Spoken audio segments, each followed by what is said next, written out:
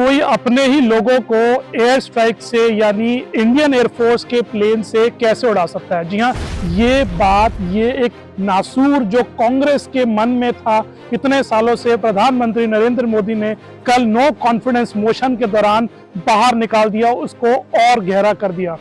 ऐसा क्या हुआ कल के दिन जब बात मणिपुर से मिजोरम तक पहुंच गई और एक गड़ा मुर्दा उखड़ के आया जो इंदिरा गांधी के समय था, जिससे कांग्रेस आज तक दबाने की पूरी कोशिश कर रही है। आज इंडिया नाउ एंड हाउ में मैं आपका होस्ट अंकित आपको बताऊंगा कि कैसे पहली और अब तक आखिरी बार भारत सरकार ने अपने ही लोगों पर इंडियन एयरफोर्स के द्वारा बम गिराए। आगे बढ़ने से पहले आप हमें कमेंट सेक्शन में जरूर बताएं कि आपको क्या लगता है कि नॉर्थ ईस्ट की सबसे बड़ी प्रॉब्लम के जिम्मेदार जो नरेंद्र मोदी जी ने भी कहा कि वो कांग्रेस है, बीजेपी नहीं है। आपको क्या लगता है, कांग्रेस या बीजेपी कौन है सबसे बड़ी जिम्मेदार? आप हमें कमेंट्स करके जरूर बताएं। कल बवाल होने वाला था और हुआ भी। प्रधानमंत्री नरेंद्र मोदी का भाषण आखिरी था।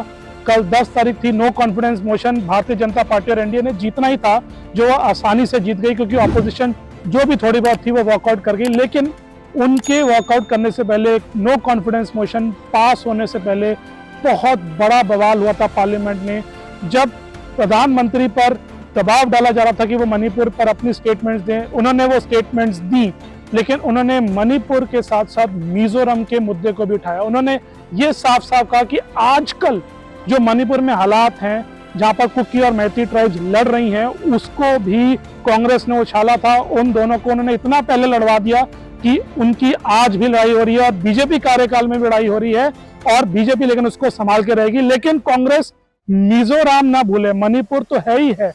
जो उन्होंने मिजोरम में किया था 1966 में 4 और 5 मार्च के दौरान, वो अगर भूलने की कोशिश करेगी तो हम पूरे देश को उनकी असलियत बता देंगे, और असलियत बताई भी।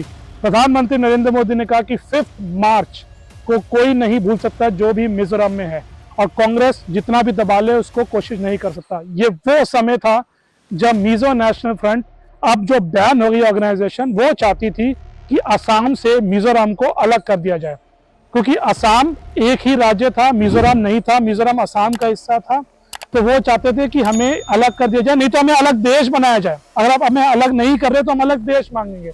तो उन्होंने अपने टेररिस्ट एक्टिविटीज को या आतंकी एक्टिविटीज को, या लोकल्स कहेंगे, अपनी आज़ादी की एक्टिविटीज को शुरू किया। इंदिरा गांधी पावर में थी, उन्होंने डिसाइड किया कि उनकी एक नहीं चलने देंगे। इंदिरा गांधी ने अपनी आर्मी और पैरामिलिट्री को भेजा। चलिए, ये ठीक था क्योंकि उनको मिलिटेंट्स को संभालना था, उनको ये बताना था कि ऐसे आप अलग नहीं हो सकते। लेकिन उसके अलावा जो हुआ वो आज तक भारत के इतिहास में नहीं हुआ।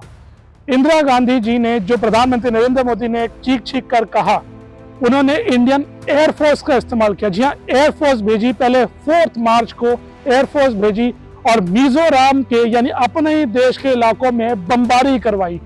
इतनी खतरनाक बमबारी कराई कि कई सिविलियंस की जान चली गई, और उससे भी ज्यादा बमबारी 5 मार्च को करी गई, जिसमें कहते हैं कि इतने सिविलियंस की जान गई जितने आज तक इतिहास में हमारे देश में किसी भी एयरफोर्स रेड में नहीं गई, चाहे वो चाइना वॉर में ही क्यों ना हो।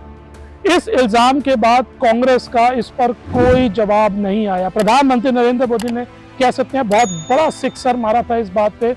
उन्होंने ये तक साबित कर दिया कि मणिपुर तो छोड़ दीजिए, मिजोरम और असम में भी जो अलगाववाद होता था उस सब की जड़ कांग्रेस है। आज तक नॉर्थ ईस्ट जो भारत के साथ एक नहीं हो पाया था मन से, कल्चरली, उसको अब बीजेपी ने काफी हद तक एक करने की कोशिश करी है। कांग्रेस ने हमेशा अलग किया, और अगर उनको बीजेपी पर इल्जाम लगाना आता है तो बीजेपी हर बार मिजोरम और असम में वो झटके उनको याद दिलाएगी जो वो हमेशा भूलना चाहते हैं। तो आपको क्या लगता है कि क्या आगे जाके मणिपुर शांति की तरफ बढ़ेगा जैसे प्रधानमंत्री नरेंद्र मोदी ने कहा, या मिजोरम का मुद्दा ही बहुत होगा मणिपुर के मुद्दे को लोकसभा और राज्यसभा से बाहर निकालने के लिए? बहुत इंटरेस्टिंग होने वाला आगे के टाइम। जरूर देखते रहिए इंडिया नाउ एंड हाउ।